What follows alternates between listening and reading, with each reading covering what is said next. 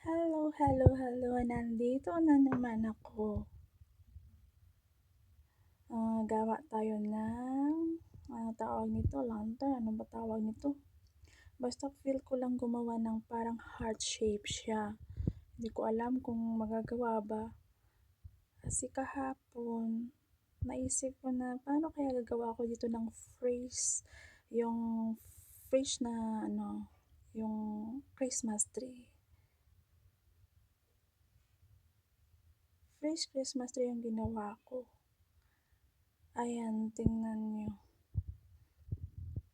Natapos ko siyang ginawa, I think, dyan sa mga 15 minutes, pero hindi naman kasi tuloy-tuloy yung paggawa ko. Tapos, ayan, naging 20 minutes something, ganon. Kaya kayo dyan, kung wala man lang kayong ginagawa at kung meron namang pwedeng gawin para sa Christmas na pang display yan sa bahay ninyo, decorate, gumawa na lang kayo.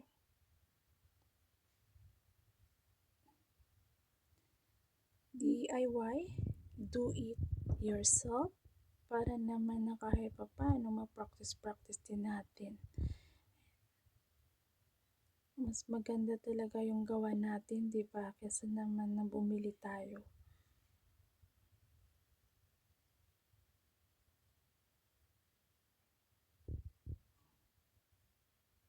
Simple lang yung ginamit ko dyan. Una, ginamitan ko siya ng yung parang siniseld sa mga plastic. Pero hindi siya maganda. Nag-try din ako ng staple. Pero hindi rin siya maganda tingnan. Natatanggal siya. Kaya, yan. Ginamitan ko siya ng yarn. Ganon.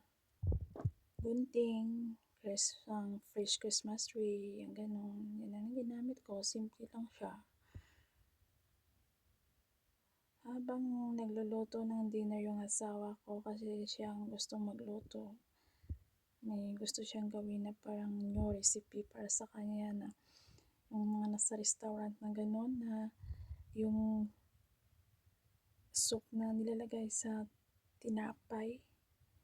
Yung tinapay na nilalagyan ng kung anong putahe sa loob, parang gano'n, bubutasan yung tinapay. Yung tinapay, malaking tinapay yung binili yung naka-circle, gano'n. So habang gumagawa siya sa kusina, ito ang naisip ko, kaysa naman ang manood ng TV, at hindi ako mahilig manood ng TV talaga. Minsan lang, yung parang mga action star or horror, yan ang gusto kong panoorin. Tapos yung sa cellphone ko, kung gusto ko rin sa TV, meron din yung inaabangan ko talaga, kasi mas madali pag manood ka, automatic, pag pindot lang ng YouTube, sa cellphone mo. Sinasubaybayan ko yung teleserye dyan sa Pilipinas, yung sa GMA. Yan ang pinapanood ko palagi. Siguro relate kayo dyan sa lala nyo yung abot kamay, yung pangarap, ang tagal.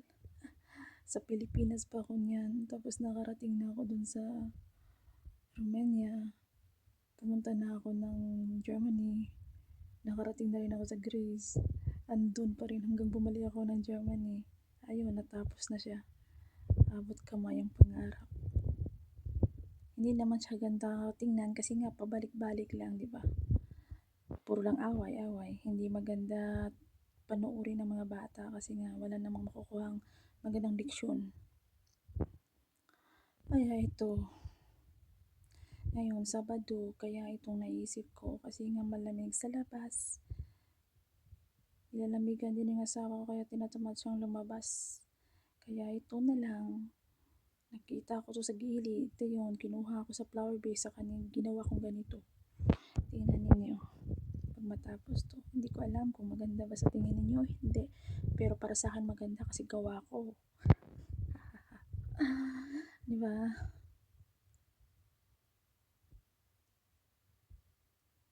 Kung bumili ka nito, mahal na rin. Kaya Kung kaya namang gawin, hindi din gawin natin, 'di ba? Naalala ko dati nung elementarya ako, 'pag nasa school natin, 'di ba, 'pag sa Pilipinas, palaging may lantern 'pag December, kailangan gumawa ng lantern, yung star-star o ano ba 'yan. Ang iba bumibili na lang, binibili kung minsan kung wala na sa oras, 'di ba? Kaya ito,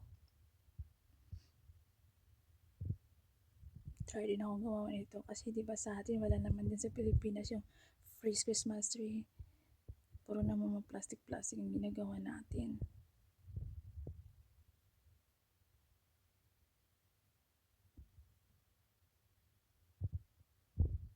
Mabuti na lang gumawa-gawa na kung ano-ano dyan sa loob ng bahay natin kaysa naman na makipag-usap o chismisan kung ano-anong mga pinag-uusapan sa ibang na tulad ng pinag-uusapan yung buhay ng ibang tao. Di ba? At hindi ako mahilig makitawag ng kung sino yung kanilang mga kaibigan o kung sino man yung mga kamag-anak kung hindi mo lang importante.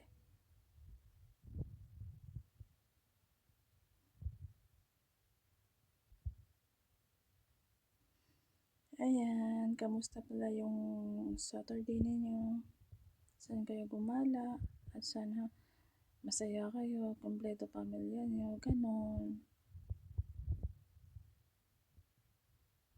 Happy weekend sa lahat-lahat, sa nanonood dito, sa YouTube ko, sa channel ko.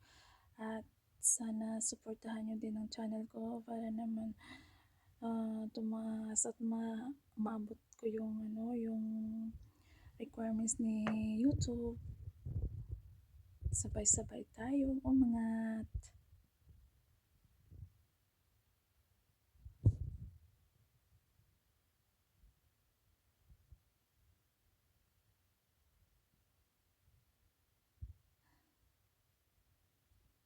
Minsan nakaka-boring din ang buhay. Lalo na pag malayo ka sa lugar mo, sa nasyon mo, sa pamilya mo. Iba-iba naman kasi klaseng buhay na meron tayo. Pero kahit na malungkot yung buhay natin sa Pilipinas, hinahanap pa rin natin yun. Kahit mahirap ang buhay natin sa Pilipinas, hinahanap pa rin natin yun.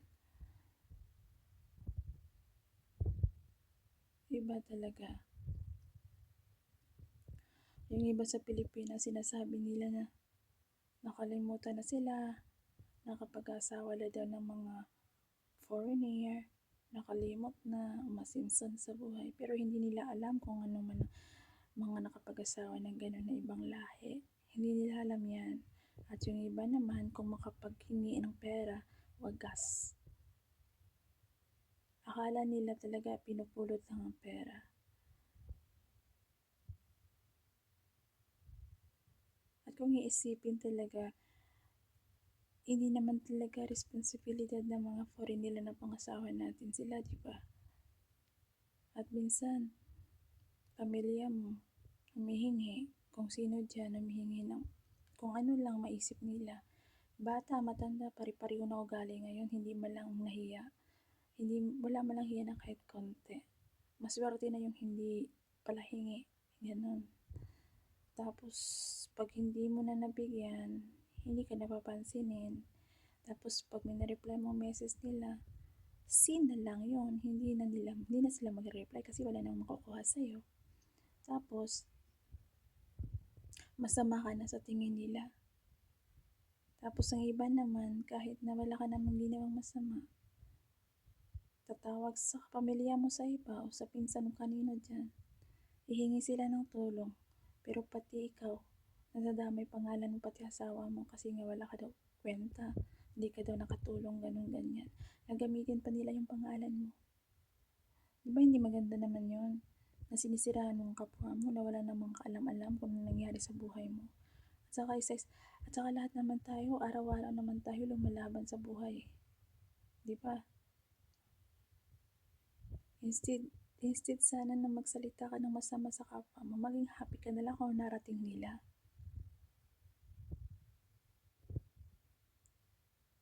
Hindi na iniisip mo na lang na, meron siyang ganun, hihingi tayo doon, hiram tayo. Ang hiram na yan, wala na rin yung bayad eh. Dami na ako naranasan ng ganun. Pero sa akin, okay lang yung kahit hindi mo bayaran. Basta yung sa akin lang yung wag naman sana yung masama yung kwento sa pamilya ko, wag sanang masama yung kwento sa ibang tao na kung humihingi sila pati ako nadadamay na ganito ganyan. Hindi ko naman responsibility ang pang-araw-araw nila, di ba? Lahat tayo may buhay na nilalaban araw-araw.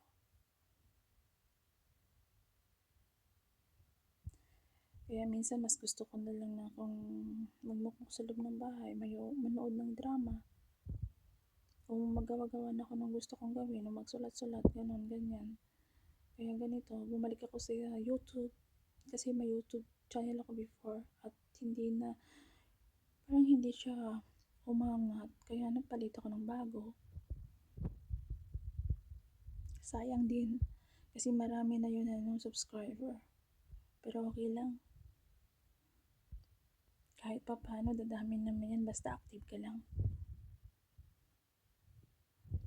May awa naman ng Diyos. Alam naman ng Diyos na kung sino yung nanloloko at hindi yung nanloloko ng kapwa nila, diba? Makakarating din tayo dyan sa finishing line na malampas natin yung requirement ng YouTube. Makakita na rin, diba? Makasahod, ganun.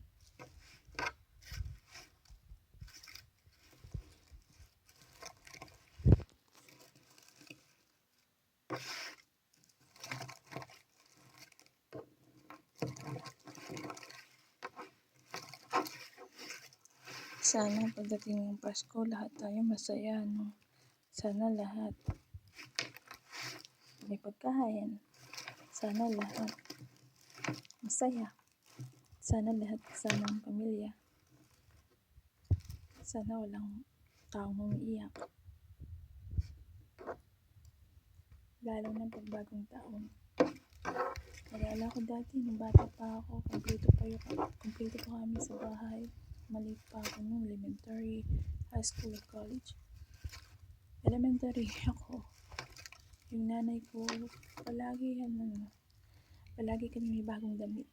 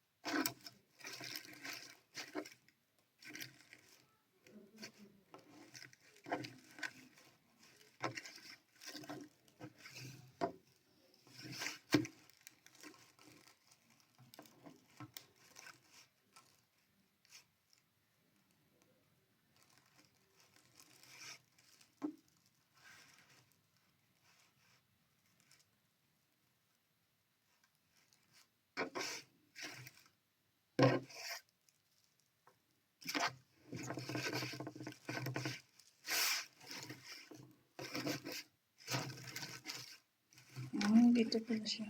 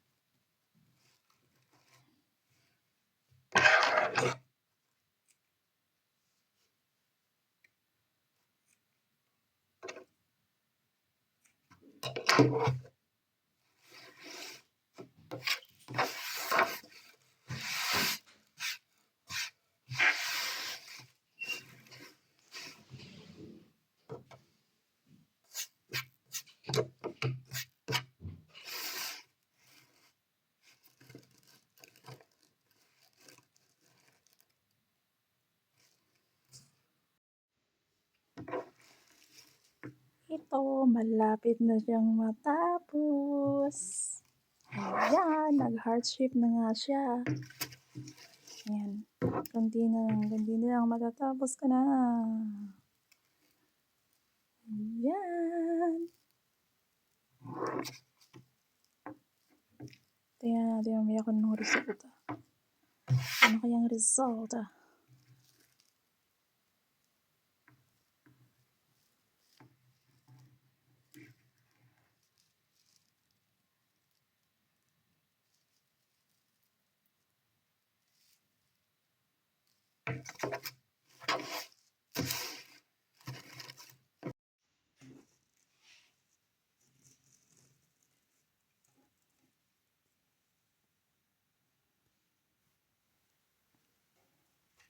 Ayan na ang ginamit ko.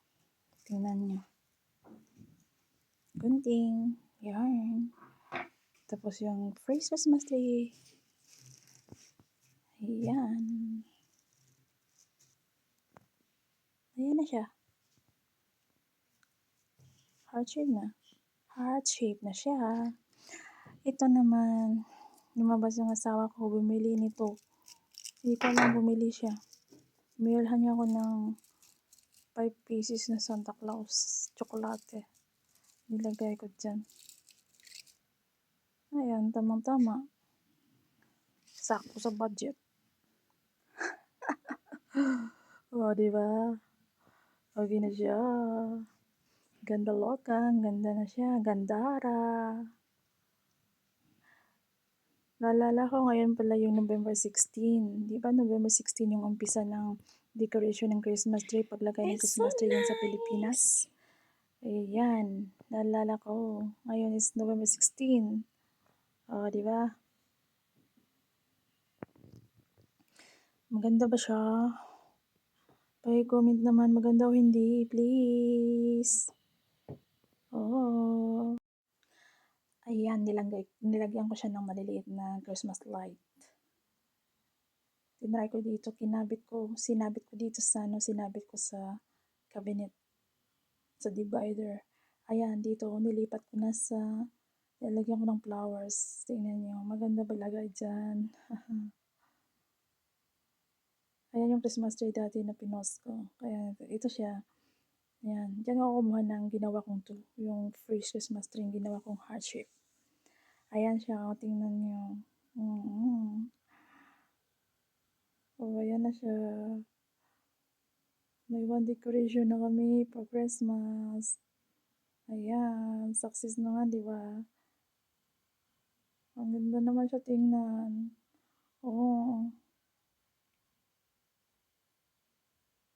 Gawa na lang ako dito tapos magbinta.